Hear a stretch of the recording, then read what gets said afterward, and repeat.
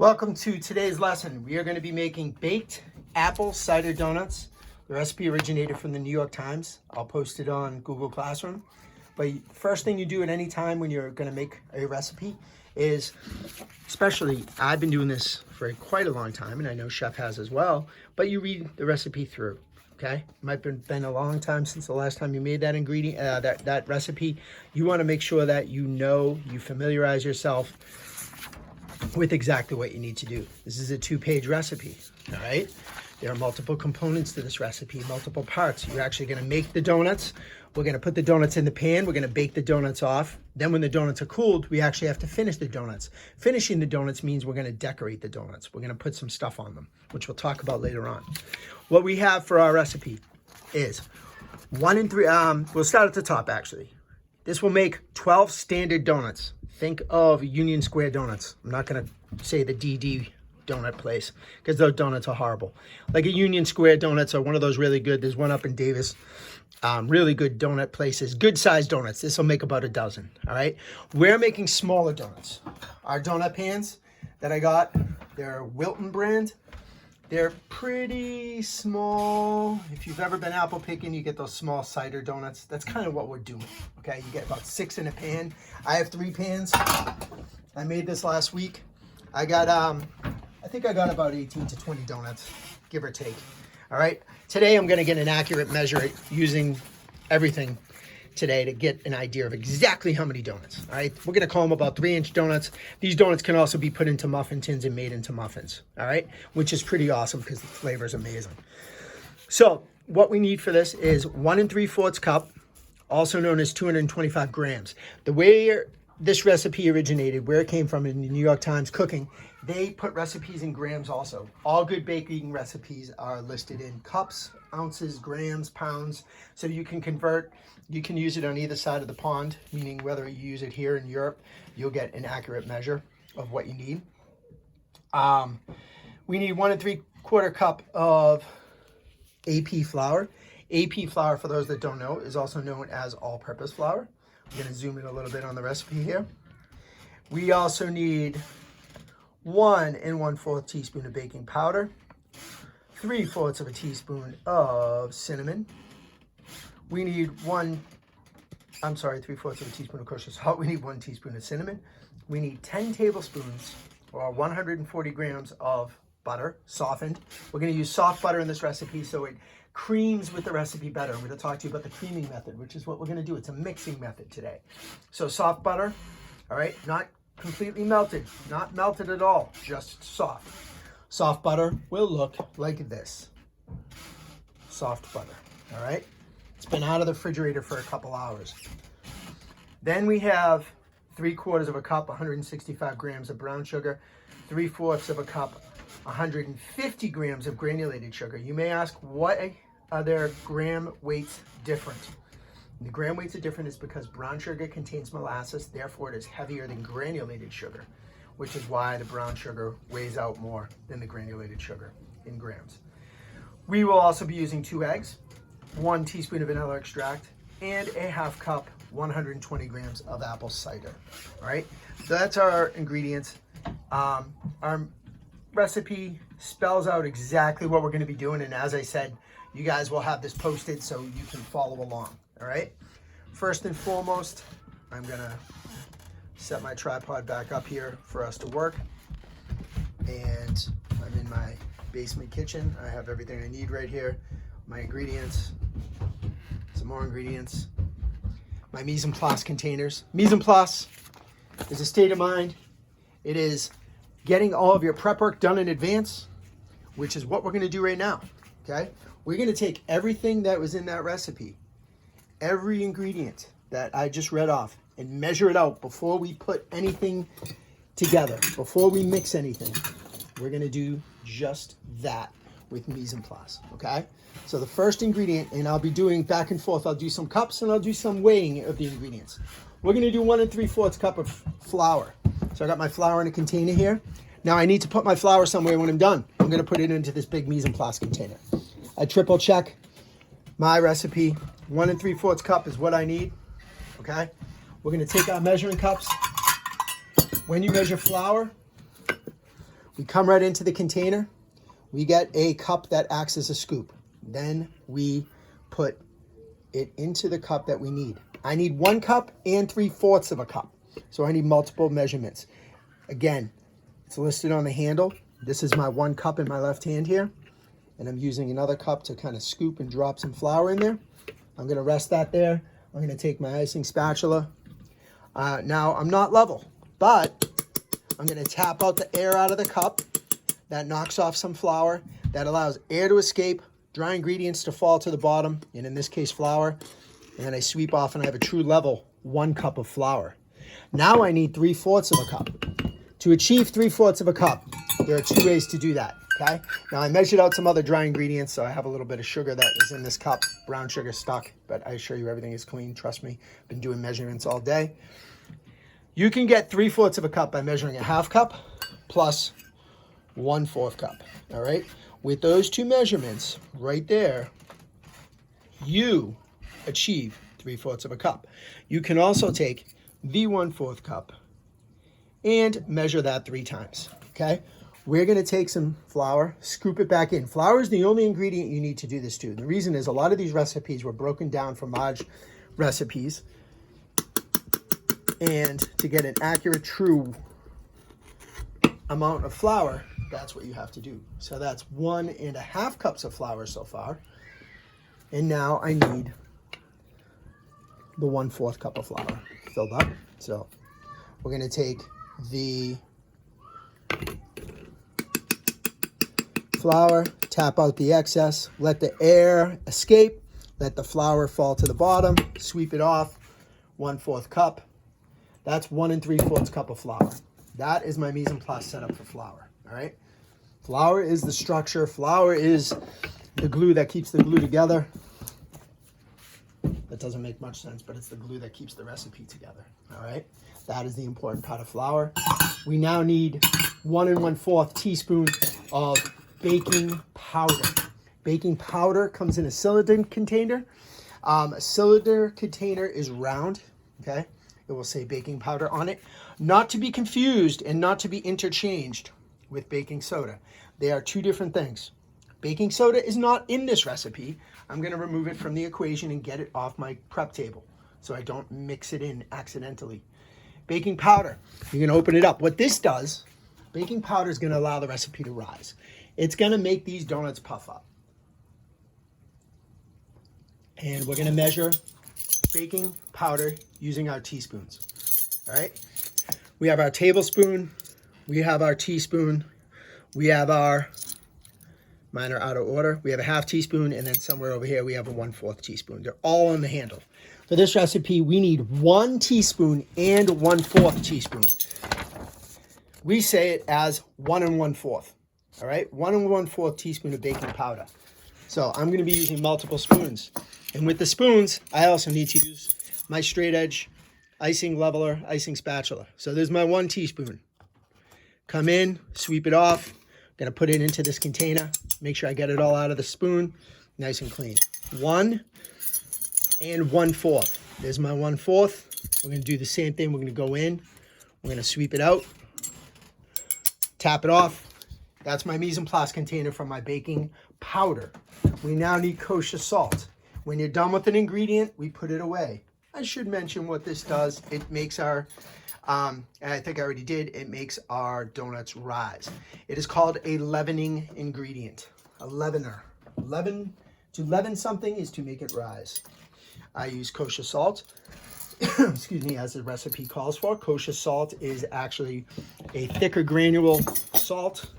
It is blessed by a rabbi, so it's perfectly good to use in the Judaism religion, the Jewish religion of food consumption or pickling foods. It has multiple uses. It is the #1 salt that's used in restaurants.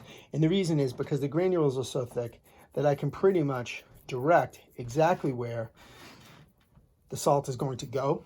It is a salt that if you stuck your hand in here and had a little salt on your finger and you lick that off, not that I would do that because it's unsanitary right now, but if you did, you're not going to be pulling away from the salt. You're not going to be like, oh my goodness, it's so salty. This has a delicious almost pretzel salt capability of just melting in your mouth, and it melts on top of the food and offers such a really good flavor that it brings out. Salt is a flavor enhancer.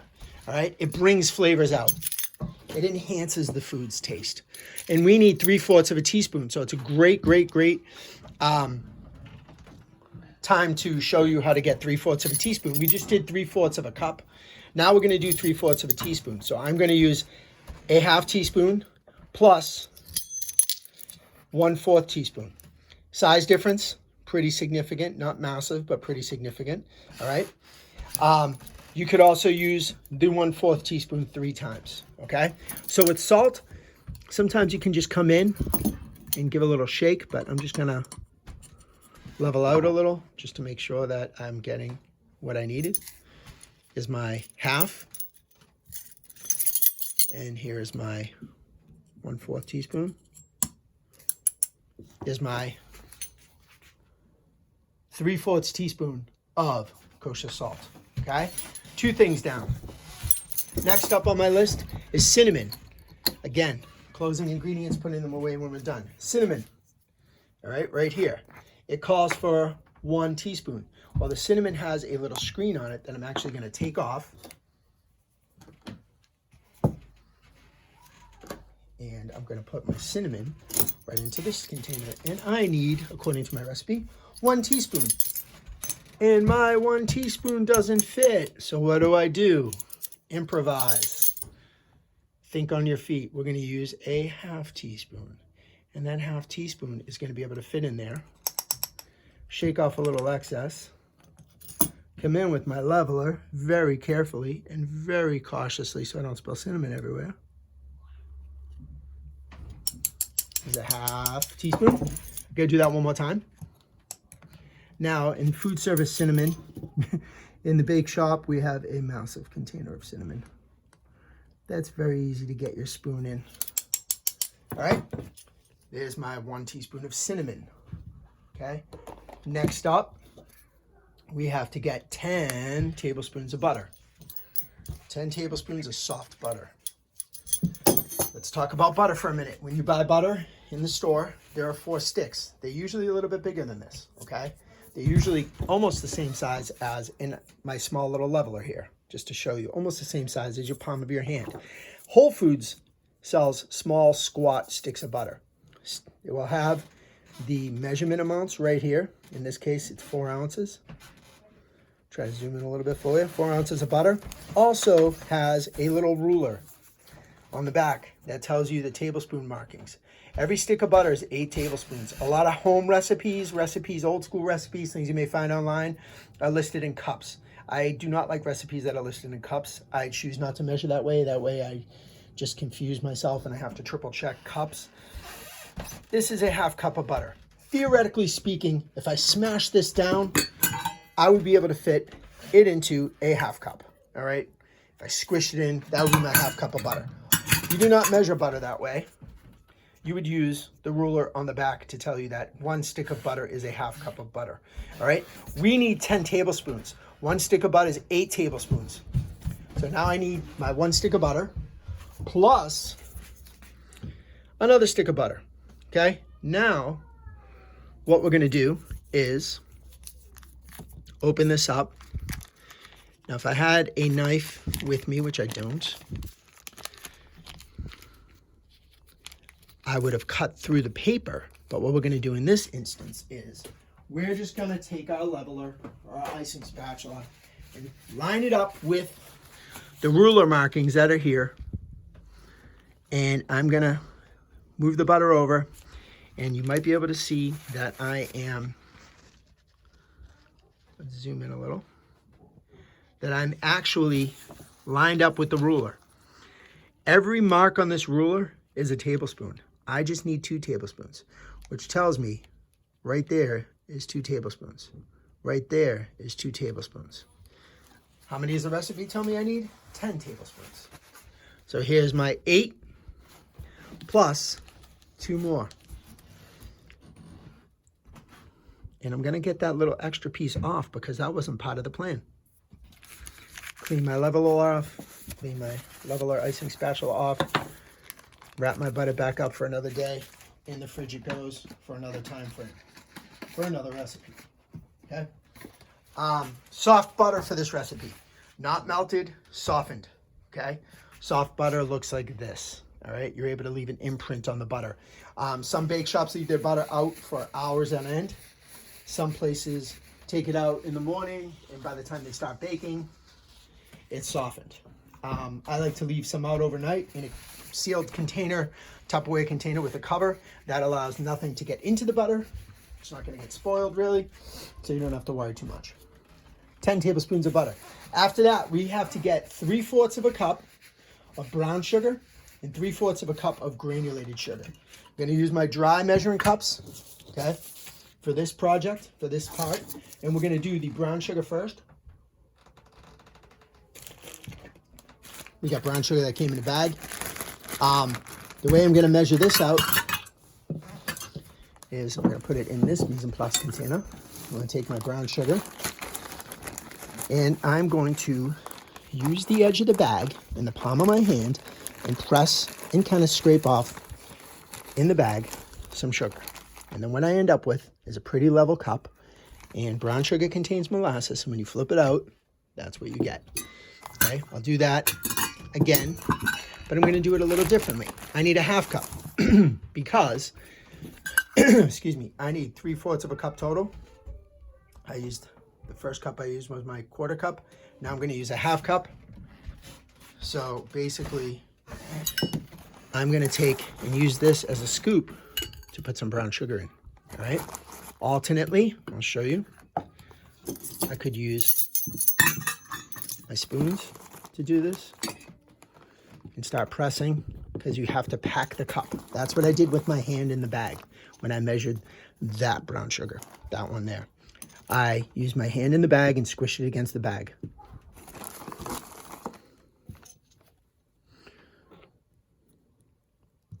Okay, pressing it in. We're looking at, there's a little more void in there. You can see some of the metal from the measuring cup. We're gonna add a little bit more sugar, okay? A little more brown sugar to this. We're gonna pack it in with the back of the cup. Not a lot of force. And that is my half cup. There's my brown sugar. Now brown sugar will dry out because it contains molasses. It's granulated sugar with molasses added. I'm gonna wrap this in plastic wrap and put it in an airtight container that prevents this. See how soft it is and squishy? It's like a stress ball, stress relief ball. You would make sure that that's in an airtight container. All right, 3/4 of a cup. Half cup, 1/4 cup equals 3/4. I need the exact same measurement. 3/4 of a cup for granulated sugar. But what I'm gonna do is actually for this one, I'm gonna weigh it on my digital scale to show you how that would work. I'm gonna press power on the scale, okay? Anytime you videotape anything that's digital, like a TV or something, you're always gonna get this flickering, so everything is fine. What I did want to show you up close though is there's a couple buttons on here. There's a unit button that changes the unit. It might be hard to see, but right now I'm in FLOZ is fluid ounce, LBOZ is pound an ounce, ML is milliliter, G is grams. For this recipe, I want grams, all right? I'm gonna let the scale try to zero itself back down, all right? This is a very touch-sensitive scale. Sometimes if I apply pressure to the table, believe it or not, even at the Edgerly school, it would change the numbers on the scale and the read. So you always start at 0, make sure it's at 0. For this, we need 150 grams of granulated sugar. We need to put that granulated sugar in a container somewhere, okay? That container is going to be this one, but the container weighs 70 grams. I don't want the weight of the container, I just want the weight of the food. So we're gonna hit tare. What that does is it zeroes the scale back out, so you do not factor in the weight of the actual container that it's getting measured into. And again, I triple check it, 150 grams, which is 3/4 of a cup. And this is natural organic sugar. And you see I went way over, kind of deliberately to show you how I would scoop out. 167 grams. Use one of my measuring spoons. 156. 151.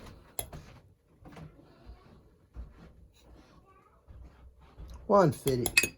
We're good. 150 grams of granulated organic sugar is what we have there. Okay? Now, next up, I'll hit power on that, try to shut that down, is I need 2 eggs at room temp.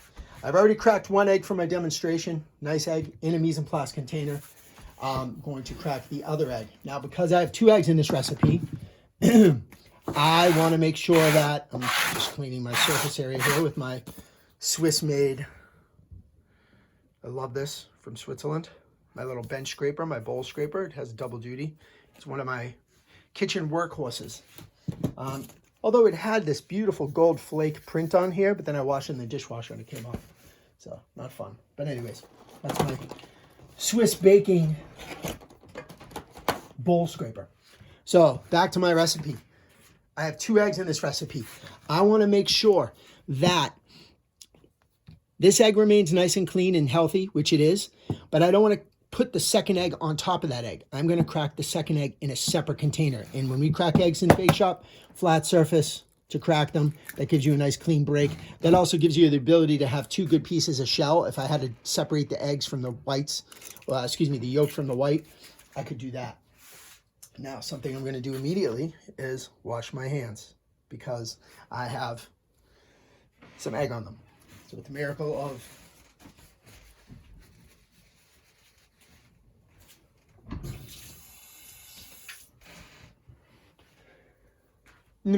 baking and the miracle of TV, we're back with clean hands.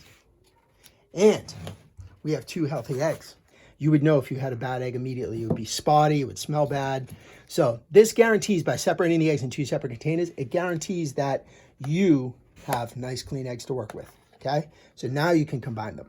Anytime you're doing more than 1 egg, you crack that second egg or a 3rd egg or 4th egg in a separate container. Once you know it's clean, there's no shell, it's fresh, you add it right back in. Make sure we get everything in there. There's our 2 eggs for this recipe for apple cider donuts. And then we need 1 teaspoon of vanilla extract. We're going to use a vanilla type paste. That is simply amazing. And we just need a teaspoon. And I'm going to measure that over a container. We're going to take this off. This is a thickened version of a vanilla extract. Believe it or not, I'm going to measure it out over a container so I don't spill everywhere. And it's a thick syrup type ingredient. And then I'm going to add that to my eggs. And I'm going to make sure, using my fingers that I get, which are clean and sanitized, that I get all of that vanilla deliciousness into there. Okay, that is our pretty much close to being done with our mise en place setup. There's our vanilla hanging out with our eggs. Last but not least, we needed a ½ cup of maple syrup. A ½ cup of apple cider, which is the flavor of these donuts. I just had some apple cider measured out, but we're going to start again in a liquid measuring cup that's only used for liquids. We have the cups. We have the cup, quart, ounce side right here. We have the milliliter side on this side, the metric side. We've already discussed in our lesson for how to measure. We're going to shake up our apple cider. I need a ½ cup. We're going to lower the camera. We're bringing it down to the level, so we're pretty close to the tabletop here. ½ cup is that second line. First line is 1/4, half, 3/4, 1. 2 ounces, 4 ounces, 6 ounces, 8 ounces. All right, we need a ½ cup. We're going to pour it in gently. I'm crouched down, looking at the measuring cup, making sure I am 100% accurate, because a little more than you need is not a good thing when it comes to baking. Okay, you have to be 100% spot on and accurate. That is our ½ cup of apple cider, which brings us to the end of our mise en place setup. And our mise en place setup will look like such. I'm just looking for the lid, but I can't find it, so that's fine. So now, put all my ingredients in the back, but I have all my mise en place here. And I'm going to bring the camera back up. I'm going to get to take a look around and see what we have here for mise en place. Okay, zoom back out. My mise en place setup for this recipe looks as such. I have both sugars combined, my eggs, my vanilla, my flour, my baking powder, my baking soda, my cinnamon, my butter, my apple cider. All right. Now I would triple check all of those measurements with, if I was working with someone, always triple checking, making sure I have the right amount of ingredients and the right ingredients measured out in amounts. So having done that already, this is your mise en place setup for the baked apple cider donuts from the New York Times.